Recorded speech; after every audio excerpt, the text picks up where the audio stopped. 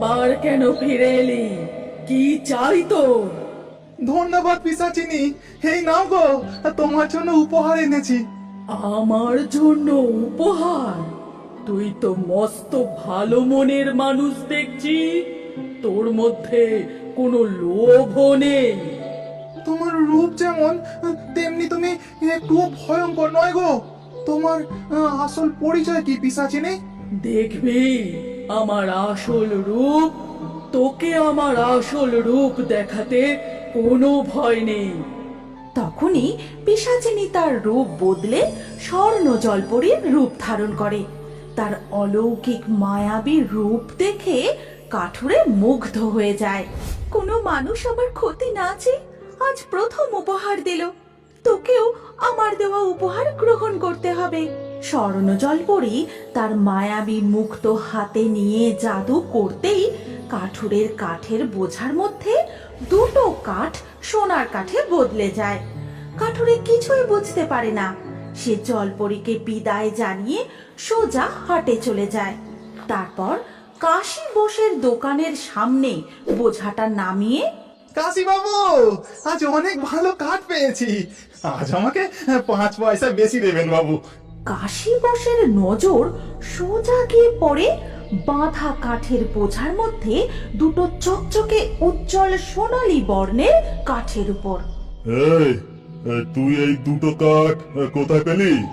আগে বাবু, আমি তো জঙ্গল থেকে এমন কাঠ কাটিনি। আচ্ছা, উনি বলেছিলেন বটে আমাকে কিছু উপহার দেবেন।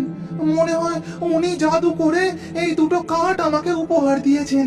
তুই এই দুটো কাঠ আমাকে দিয়ে দে, আমি তোকে এত টাকা দেব যে তোকে আর কোনোদিনও কাঠ কাটতেই হবে না। ক্ষমা করবেন বাবু, এই উপহার আমি আপনাকে দিতে পারবো নি। আপনি আমাকে পাখির কাঠের পয়সা মিটিয়ে দিন। আচ্ছা, এটা না দিতে চাস তাহলে ওনার ঠিকানাটাই আমাকে দিয়ে যা, আর উনিও নিশ্চয়ই আমাকে উপহার দেবেন।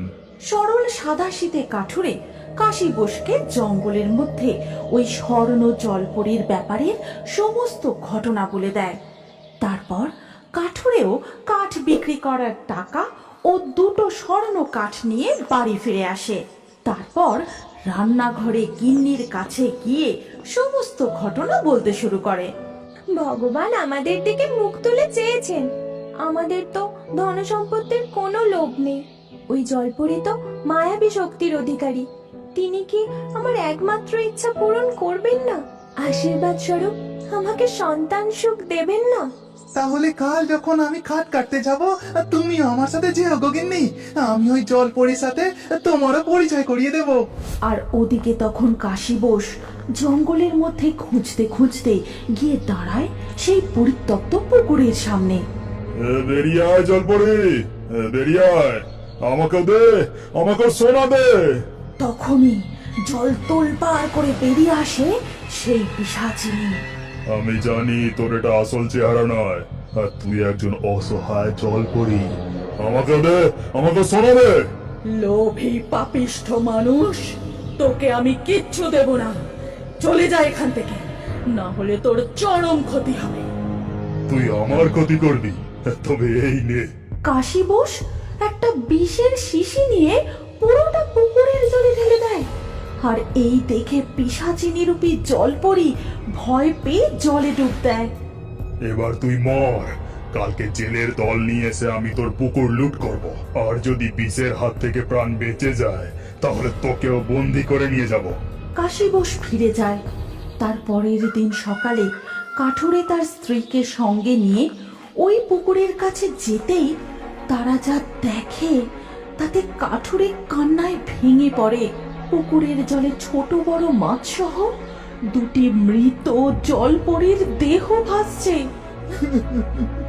ভগবান, এ কি সর্বনাশ হয়ে গেল! প্রকৃতি দেবী, আপনি রক্ষা করুন, আপনি রক্ষা করুন। তারপরেই ঘটে এক স্বর্গীয় অলৌকিক ঘটনা। কোথা থেকে যেন এক পঞ্চমুখী সাপ এসে উপস্থিত হয়। তারপর পুকুরের জলে মুখ দিয়ে ধীরে ধীরে সমস্ত বিষ সে শুষে নেয়। এই গল্পের পরবর্তী পর্ব যদি তুমি দেখতে চাও তাহলে কমেন্টে নেক্সট পার্ট অবশ্যই লিখো।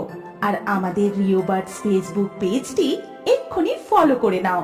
এই গল্পটি ভালো লাগলে লাইক করে শেয়ার করে দাও।